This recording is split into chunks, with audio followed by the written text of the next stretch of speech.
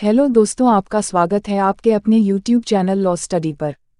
Channel को subscribe कीजिए और बेल आइकॉन को प्रेस करें ताकि इस चैनल की नई अपडेट आप तक सबसे पहले पहुंचे और इस वीडियो को भी लाइक, शेयर और कमेंट करें। तो बिना देरी किए वीडियो को शुरू करते हैं।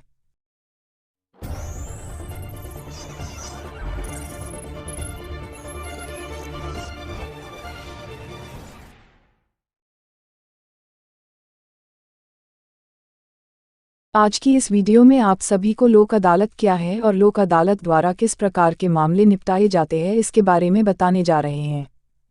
1. लोक अदालत क्या है। 2. लोक अदालत के लाभ क्या है। 3. लोक अदालत द्वारा किस प्रकार के मामले निपटाए जाते हैं। 4. लोक अदालत द्वारा दिया गया निर्णय क्या फाइनल निर्णय होगा। 5. क्या लोक अदालत के द्वारा दिए गए निर्णय के खिलाफ अपील की जा सकती है। आपके मन में उठने वाले ऐसे ही कई सवालों के जवाब आज हम आपको इस वीडियो के माध्यम से देने जा रहे हैं, ताकि आपको हम संतुष्ट कर सके, जो कि हमारा पूरा प्रयास है। लोक अदालत क्या है। विधिक सेवा प्राधिकरण अधिनियम 1987 की धारा 19 में लोक अदालत के आयोजन गठन का प्रावधान किया गया है। प्रत्येक राज्य प्राधिकरण या जिला प्राधिकरण या सर्वोच्च कानूनी सेवा समिति या प्रत्येक उच्च न्यायालय कानूनी सेवा समिति या जैसा भी हो, तालुक कानूनी सेवा समिति ऐसे अंतराल या स्थानों पर लोगों के लिए लोक अदालत का आयोजन कर सकती है। लोक अदालत ऐसे क्षेत्रों के लिए इस तरह के क्षेत्राधिकार का इस्तेमाल कर सकती है जैसा कि वह उचित समझती है। लोक अदालत एक ऐसी अदालत मंच है जहां पर न्यायालयों में विवादों, लंबित मामलों या मुकदमेबाजी से पहले की स्थिति से जुड़े मामलों का समाधान समझौते से और सौहार्दपूर्ण तरीके से किया जाता है। इसमें विवादों के दोनों पक्ष के मध्य उत्पन्न हुए विवाद को बातचीत या मध्यस्थता के माध्यम से उनके आपसी समझौते के आधार पर निपटाया जाता है। लोक अदालत की शक्तियां क्या है। विधिक सेवा प्राधिकरण अधिनियम की धारा 22 उपधारा 1 के तहत लोक अदालत को इस अधिनियम के अधीन कोई अवधारण करने के प्रयोजन के लिए वही शक्तियां प्राप्त होंगी जो सिविल प्रक्रिया संहिता 1908 के अधीन सिविल न्यायालय में है। 1. किसी साक्षी को समन कराना, हाजिर कराना और शपथ पर उसकी परीक्षा कराना। 2. किसी दस्तावेज को मंगवाना या उसको पेश किया जाना। 3. शपथ पत्र पर साक्ष्य ग्रहण करना। 4. किसी न्यायालय या कार्यालय से किसी लोक दस्तावेज या अभिलेख या ऐसे दस्तावेज या अभिलेख की प्रति की अध्यपेक्षा करना। 5. ऐसे अन्य विषय जो न्यायालय द्वारा विहित किया जाए। लोक अदालत के लाभ क्या है। 1. अधिवक्ता वकील पर होने वाला खर्चा नहीं लगता है। 2. न्यायालय शुल्क नहीं लगता है। 3. पक्षकारों के मध्य उत्पन्न हुए विवादों का निपटारा आपसी सहमति और सुलह से हो जाता है। 4. मुआवजा व हर्जाना आदेश के बाद जल्द मिल जाता है। 5. यहाँ तक कि पुराने मुकदमे में लगा न्यायालय शुल्क वापस मिल जाता है। 6. किसी भी पक्षकार को दंडित नहीं किया जाता है। 7. लोक अदालत द्वारा पक्षकारों को न्याय आसानी से मिल जाता है।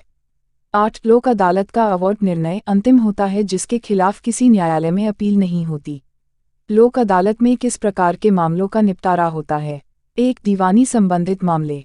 2. बैंक ऋण संबंधित मामले। 3. वैवाहिक एवं पारिवारिक झगड़े। 4. राजस्व संबंधित मामले।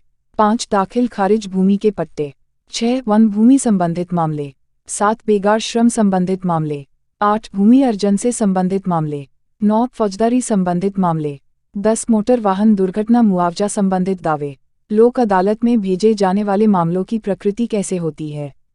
1. लोक अदालत के क्षेत्र के न्यायालय का कोई भी मामला जो किसी भी न्यायालय के समक्ष लंबित है। 2. ऐसे विवाद जो लोक अदालत के क्षेत्रीय न्यायालय में आते हो, लेकिन जिसे किसी भी न्यायालय में उसके वाद के लिए दायर न किया गया हो और न्यायालय के समक्ष दायर किए जाने की संभावना है। लोक अदालत में न भेजे जाने वाले मामले कौन से हैं। लोक अदालत के समक्ष ऐसे कोई भी मामले नहीं भेजे जाएंगे जिसमें लोक अदालत को ऐसे किसी मामले में या वाद पर अधिकारिता प्राप्त नहीं। लोक अदालत में ऐसे कोई भी मामलों या वादों के समझौते के लिए नहीं भेजे जाएंगे जो कि गंभीर प्रकृति के अपराध होते हैं, जिसमें समझौता या सुलह करने का कोई सवाल नहीं उठता और न ही ऐसे अपराधों में समझौता या सुलह किया जा सकता है। लोक अदालत द्वारा मामलों का संज्ञान। विधिक सेवा प्राधिकरण अधिनियम की धारा 20 में लोक अदालत द्वारा मामलों के संज्ञान विचाराधिकार का प्रावधान किया गया है। अधिनियम की धारा 19 की उपधारा 5 खंड में संदर्भित मामले जो किसी न्यायालय के समक्ष लंबित है। पक्षकारों के आग्रह पर न्यायालय ऐसे मामलों के समाधान के लिए लोक अदालत में भेजेगा जहां पक्षकार 1. जहां पक्षकार लोक अदालत में विवाद को सुलझाने के लिए सहमत है। 2. जहां पक्षकारों में से कोई एक पक्ष न्यायालय में आवेदन करता है। 3. यदि न्यायालय को यह संज्ञान हो जाता है कि विवादित मामला लोक अदालत में समाधान करने के लिए उपयुक्त है। 4. लेकिन संबंधित मामले को न्यायालय द्वारा पक्षकारों के आग्रह पर विवाद के निपटारे के लिए लोक अदालत में भेजने से पहले न्यायालय उभय पक्षों को सुनवाई का पूरा अवसर देगी। यदि इन प्रयासों के बाद भी पक्षकार के मध्य अपने विवादों के निपटारे के लिए लोक अदालत समझौता या राजीनामा नहीं होता तो वह मामला पुनः उस न्यायालय को प्रेषित कर दिया जाता है जहां से वह मामला प्राप्त हुआ था।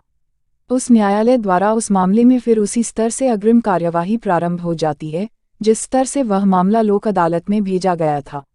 लोक अदालत का निर्णय। विधिक सेवा प्राधिकरण अधिनियम की धारा 21 में लोक अदालत के द्वारा निर्णय दिए जाने का प्रावधान किया गया है। 1. लोक अदालत द्वारा दिए गए प्रत्येक अवार्ड निर्णय को सिविल न्यायालय की डिक्री मानी जाएगी जैसा भी मामला हो। न्यायालय का आदेश जहां किसी मामले के समझौते के लिए लंबित मामले को लोक अदालत में भेजा जाता है और उस मामले में समझौता हो जाता है तो ऐसे मामले में न्यायालय में मूल रूप से पहले भुगतान किए गए न्यायालय शुल्क को वादकारी को वापस कर दिया जाता है। 2. लोक अदालत द्वारा दिया गया प्रत्येक अवार्ड अंतिम होगा और यह अवार्ड निर्णय विवादों के सभी पक्षकारों पर बाध्यकारी होगा। 3. लोक अदालत के द्वारा दिए गए निर्णय के खिलाफ किसी भी न्यायालय में अपील नहीं की जाएगी। लोक अदालत के अवार्ड निर्णय के खिलाफ क्या अपील होती है? लोक अदालत को विधिक सेवा प्राधिकरण अधिनियम 1987 के तहत लोक अदालत को वैधानिक दर्जा दिया गया है, जिसके तहत लोक अदालत के अवार्ड निर्णय को सिविल न्यायालय का निर्णय माना जाता है जो कि दोनों पक्षकारों पर बाध्यकारी होता है। लोक अदालत के अवार्ड निर्णय के विरुद्ध किसी भी न्यायालय में अपील नहीं की जा सकती है। तो दोस्तों, इस वीडियो को अंत तक देखने के लिए धन्यवाद। वीडियो को लाइक, शेयर और कमेंट करें, साथ ही चैनल को सब्सक्राइब करें और बेल आइकॉन को दबाना ना भूलें ताकि इस चैनल की सभी अपडेट आप तक सबसे पहले पहुंचे। Law study.